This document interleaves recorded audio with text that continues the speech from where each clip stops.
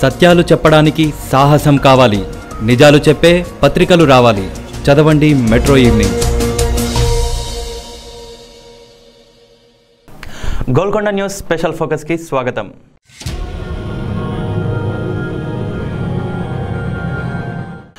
మేధావిగా, విద్యావేత్తగా, ప్రొఫెసర్గా, ఉద్యమ నాయకుడిగా బహుముఖ గుర్తింపు పొందిన ప్రొఫెసర్ కోదండరాం తన పంతా మార్చుకున్నారు. రాష్ట్రంలో కుటుంబ పాలన సాగుతుందని, దీనివల్ల ప్రజలకు ఎలాంటి ప్రయోజనం లేదని ఆది నుంచి ఆయన విమర్శలు సంధిస్తున్న విషయం తెలిసిందే. ఈ క్రమంలోనే ఆయన గత కొన్నాళ్లుగా కేసీఆర్ ప్రభుత్వంపై నేరుగా మాటల యుద్ధాన్ని సాగిస్తున్నారు. ప్రతి విషయంలోనూ లోపాలను ఎత్తి చూపుతున్నారు. ప్రధానంగా సీఎం కేసీఆర్ ప్రాణప్రదంగా తనను తిరిగి సీఎంను చేస్తామని భావిస్తున్న సాగునీటి ప్రాజెక్టుల నుంచి రైతుల వరకు, విద్యార్థుల నుంచి ఉపాధి వరకు కూడా ఏ విషయాన్ని వదిలిపెట్టకుండా కోదండరాం విమర్శలు గుప్పిస్తూనే ఉన్నారు.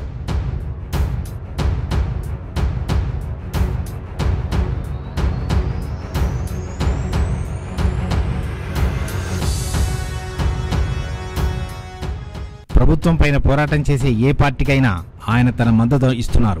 ఎంత దూరమైనా వెళ్లి ఆయా పోరాటాల్లో పాల్గొని తన వాణిని వినిపిస్తున్నారు. కేసీఆర్, కేటీఆర్ లే లక్ష్యంగా రాజకీయ విమర్శలకు చాలా జాగ్రత్తగా ఆలోచించే విధంగా కూడా కోదండరాం మాట్లాడుతున్నారు. మొదట్లో కేసీఆర్ కోదండరాంను లైట్ గా తీసుకున్నా రాను రాను కోదండరాం తన విమర్శల వేడిని కూడా భారీ ఎత్తున పెంచేశారు. అమీతుమీకి కూడా సిద్ధమవుతున్నారు.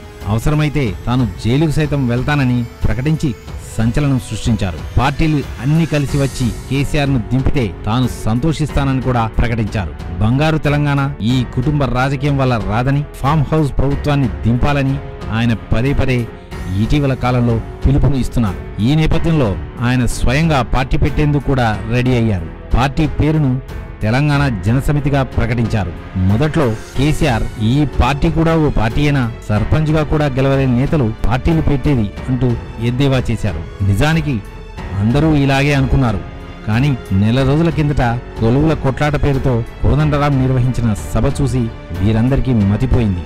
ఎన్ని నిర్బంధాలు విధించినా యువత, విద్యార్థులు పెద్ద ఎత్తున కోదండరాంకు మద్దతు పలికారు. ఈ నేపథ్యంలోనే ఇప్పుడు పార్టీ పెట్టేందుకు సిద్ధమైన కోదండరాంపై అధికార పార్టీ దృష్టి పెట్టింది. అదే సమయంలో కోదండరాం ఎంచుకున్న విజన్ పైన కేసీఆర్ ఇబ్బందిగానే ఫీల్ అవుతున్నట్టు టీఆర్ఎస్ భవన్ వర్గాలు చెబుతున్నాయి. ఇన్నాళ్లు కేసీఆర్ ఏం చేసినా ఎన్నికల సమయం సమీపించేసరికి రైతుల పక్షపాతిగా మారిపోయారు. 24 గంటల ఉచిత విద్యుత్ ఇస్తున్నారు, ప్రాజెక్టులు కట్టిస్తున్నారు, కాళేశ్వరాన్ని ప్రధాన ప్రాజెక్టుగా ప్రకటించారు.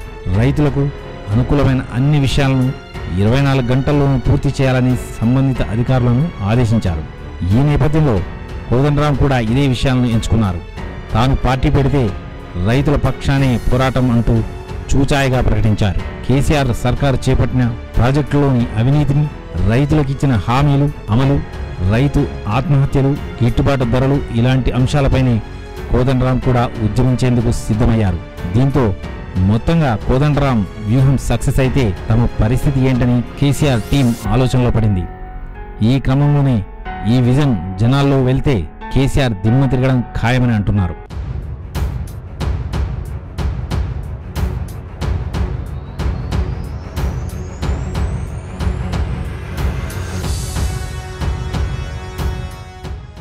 ఇది ఇవాల్టి ఫోకస్. మరో అంశంపై మరో ఫోకస్లో కలుద్దాం. చూస్తూనే ఉండండి గోల్కొండ న్యూస్.